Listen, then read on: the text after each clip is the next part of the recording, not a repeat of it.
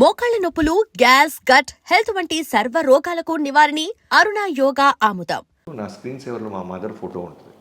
Maximum కష్టం సుఖం చేసే ముందు అది దాన్ని అలా చూసుకుంటా. ఓకే. మా అమ్మగారి పేరు ఇందిరాగాంధీ. అమ్మో. చూడు ఇందిరమ్మ, వెళ్తున్నా, పెద్ద ఆయన కిందకు వస్తారు. ఇప్పుడు నేను చేయలేకపోతున్నాను, ఇది చేయలేనని చెప్పబోతున్నాను. ఇంకా రిజల్ట్ దేవుడి మీద వదిలిపెడతామని వెళ్ళి కూర్చున్నాను. కరెక్ట్గా ఆయన 4కి రమ్మన్నారు. నేను 3:45 కల్లా అక్కడ ఉన్నాను. ఎగ్జాక్ట్ 5 minutes to 4 చిరంజీవి గారు వచ్చారు. రాగానే వచ్చి కూర్చున్నారు. కాఫీ అది వచ్చింది. 150 films చేశారు కదా, ఆయనకి తెలుసు వచ్చినోడు ఏదో చెప్పడానికి ఇబ్బంది పడతాడని పట్టేశాడు ఆయన. సినిమా టాపిక్ తప్ప అన్నీ మాట్లాడతాడు ఆయన. లూసిఫర్ చూసామనే తప్ప మిగతా అన్నీ మాట్లాడతాడు చిరంజీవి గారు. అది మళ్ళీ మీకు అగ్గిన పరీక్ష. ఒక 7 minutes 10 minutes అటు ఇటు నడిచిన తర్వాత, సార్ అది లూసిఫర్ చూసాను సార్. చూసావా, ఏంటి బాగుందా, ఏంటమ్మా సార్, మంచి సినిమా సార్, కాకపోతే నాకెక్కడో మంచి సినిమానే మేము చేస్తున్నాం, నిన్ను మంచి చేయడం చెప్పమన్నట్ల, నీకు ఓన్ అయిందా ఓన్ అవ్వలేదా, direct straight to the point రా అన్నారు. Point blank straight to the point రా అని. మళ్ళీ టెన్షన్. సరే బ్రీత్ తీసుకుంది. సరే ఏం లేదు, నా కథలైతే నేను చాలా బలంగా తీయగలను అని మీకు చెప్పింది చెప్పాను.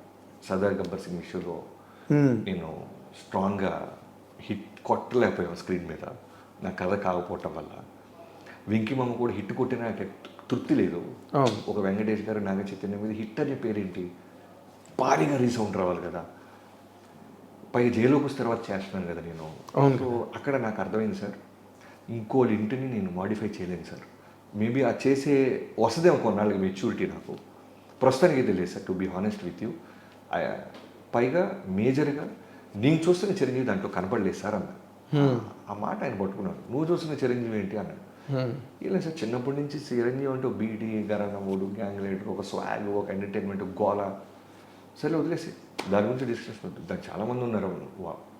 నీకు ఊరికే రైటరు కదా, నువ్వు ఏదైనా ఓన్ చేసుకుంటావు అని అడిగాను తప్ప, నాకు చాలామంది ఉన్నారులే బాబీ, దాని గురించి వదిలేసి అన్నారు. అనేసి తర్వాత ఏంటి ఇంకా అర్థమైంది, ఇక లేదు మనం చిరంజీవి గారితో మనతో ఏం చేయడానికి ఫిక్స్ అయిపోయాడు.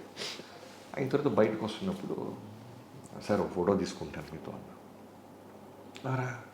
ఫోటో తీసుకుంటూ, మీ నాన్నగారికి చెప్పు, ఇలా సినిమా వస్తే నేను చూస్తున్న చిరంజీవి లేడు అన్నామని అన్న తర్వాత, ఇంతకు నువ్వు చూస్తున్న చిరంజీవి ఏంటయ్యా, ఏం చెప్తుంటాడు అతను, నువ్వు చూస్తున్న చిరంజీవి ఎప్పుడు చెప్తావా కదా అన్నారు.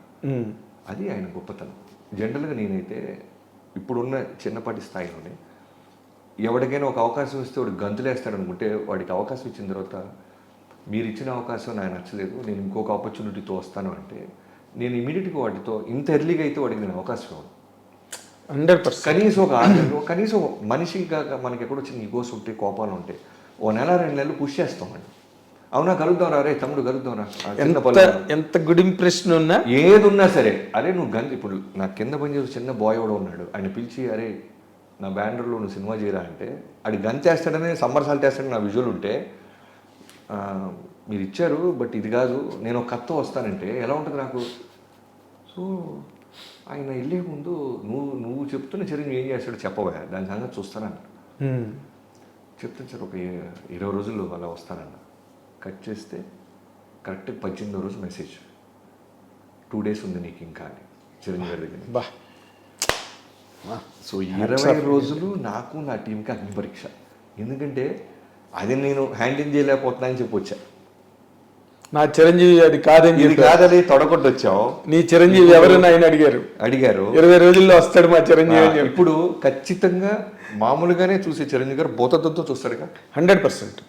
అంటే లూసిఫర్ లాంటి సినిమా బాగుంటుందని మేము కొంటే, నువ్వేంటారు బిల్డప్ ఇస్తావు అనే దాంతో బోతత్వం చూసి మనం దొరికేస్తాం. అవును. ఫైనల్గా 20 days తర్వాత వెళ్ళి ఏదైతే ఇప్పుడు మీరు చూసారో ఆ ఇంట్రడక్షన్ ఉండేది. ఓ సముద్రపు దొంగ ఒక ఓడెళ్తుంటే అలా తాళ్ళేసి రోప్ ఎక్కి అలా ఒక బ్యాచ్. ఫస్ట్ నేను చెప్పిన విజువల్ ఏంటంటే, సముద్రం మీద ఒక ఓడెళ్తుంది, కోస్టల్ గార్డ్స్ని లాక్ చేసి తీసుకెళ్తున్నారు, సరుకు ఏదో ఉంది, వెళ్తుంటే చిన్న పడవలు వచ్చి రోప్స్ అలా పడి బ్యాక్ షాట్ పెడితే తడుచుకుంటూ అలా ఎక్కుతున్నాడు. ఇతనితో పాటు ఒక 7 సుబ్బరాజు, ఒక బ్రహ్మాజీ ఇలాంటి ఒక బ్యాచ్ ఎక్కి దూకారు. ఆ ప్లాట్ఫామ్ డెక్ మీదకి వెళ్ళి ఒక ఫైట్. ఇలా చెప్తున్నప్పుడు ఆయన మెల్లగా కళ్ళు అలా చూస్తూ ఎక్కడో నచ్చింది అనేది అర్థమవుతుంది ఆయనకి.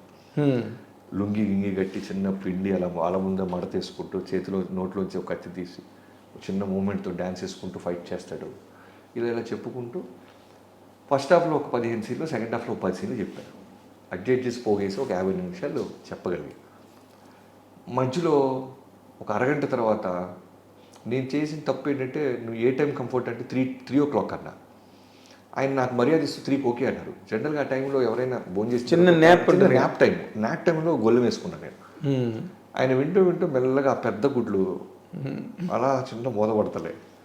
నాకేంటంటే ఇప్పుడు నేను బయటకు వచ్చి నేను అద్భుతమైన కథ చెప్పాను, కానీ ఆయన పడుకోవటం వల్ల కథ ఎక్కలేదంటే ఎవడో నమ్మడం.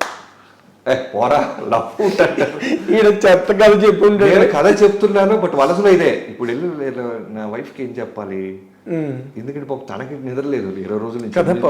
తనకి అన్నీ చెప్పా, చిరంజీవి గారితో ఇలా లూసిఫర్ వచ్చింది, నేను నువ్వు చెప్పి వస్తున్నాను, ఇలా కొత్త కథ చేస్తున్నావు అంటే పాపం ప్రతి దానికి పాపం స్టెప్ నాకు సపోర్ట్ చేసేది. ఇప్పుడు నేనేం చెప్పాలి, నిద్రపోయాడమ్మా తను, ఆయన పడుకున్నారు అందుకే ఎక్కలేదంటే పోరా వెళ్తారు. వచ్చి బయట నా టీం పోనా గారికి, చక్రికి, వీళ్ళందరికీ చెప్పాలి నేను బాగా చెప్పానే బాబు, ఆయన ఎక్కడో నిద్రపోయారు. ఎక్కడో ఒక 3-4 మినిట్స్ మెల్లగా అలా మోస్తున్నారు, మళ్ళీ కళ్ళు తెరిచి మెల్లగా వాటర్ అది తీసుకుంటున్నారు. అన్నీ జరుగుతున్నాయి. అయిపోయిందిరా బాబు జీవితంలో, ఇక లేదు, నెక్స్ట్ హీరో ఎవరు రాలి, ఇక చిరంజీవి గారితో లేదురా అవకాశం, ఎక్కలేదు, ఆయన నిద్రపోతాడు, డిస్కనెక్ట్ అయిపోయాడు కథగా అనుకుంటా. అయిన తర్వాత పడుకున్నాడు, మెల్లగా లేచారు. సరే అయితే ఒకసారి రంతులు చేసుకుని రేపు ఎల్లుండి కలుద్దాం అన్నారు. సరే వెళ్తుంటే కరెక్ట్ బయటకు వచ్చిన తర్వాత ఒక నిమిషం ఆగు అని కథ మొత్తం రంతులు చేస్తాడు ఆయన. బిగినింగ్ అలా వచ్చాడు, బోటు తాళ్ళు వేసి అలా ఎక్కారు, ఇలా వెళ్ళారు, ఒక తమ్ముడి క్యారెక్టర్ ఇలా వెళ్ళారు. నేను ఎక్కడైతే కళ్ళు మూసుకున్నారన్నానో ఆ కళ్ళు మూసుకున్న సీన్స్ కూడా చెప్తున్నాడు ఆయన. మొత్తం చెప్తాడు ఆయన. ఇప్పుడు నేను బయటికి వెళ్ళి ఆయన నిద్రపోయాడని చెప్పలేను, వినేసాడు కథ మొత్తం ఆయన.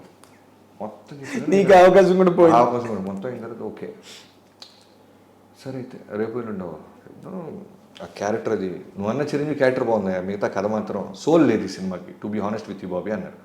సోల్ లేదు సార్, 20 రోజులు రెడీ చేశాను, మీరు ఓకే అంటే సోల్ క్రియేట్ చేస్తాను. సరే అయితే ఆలోచిద్దాం, క్యారెక్టర్ అది బాగుంది అన్నారు. వెళ్ళిపోయి నవీన్ గారు వెయిటింగ్ ఆల్రెడీ, మైత్రి నవీన్ గారు. ఎందుకంటే నిన్న ఆ సినిమా వెంకీమామ తర్వాత నేను నా మైత్రిలో చేయాలి. సో చిరంజీవి గారు పిలిచారు, చిరంజీవి గారి దగ్గరికి వెళ్తున్నాను, అన్ని అప్డేట్స్ చెప్తున్నా. అందుకని నవీన్ గారు వెంటనే ఆనందాన్ని నాకు సార్ క్యారెక్టర్ బాగుందన్నారు సార్, మన సినిమా ఉన్నట్టే అని చెప్పాను. నవీన్ గారు ఆనందంతో చిరంజీవి గారు ఫోన్ చేశారు, సార్ థ్యాంక్ యూ సార్ బాగుందని. ఆయన షాకు, ఆల్రెడీ బాగుందని ఇక్కడ చెప్పారు, క్యారెక్టర్ బాగుంది అన్నారు, కథ చేయాలి నవీన్, బట్ బాగుంది, వాడు చేయగలడు.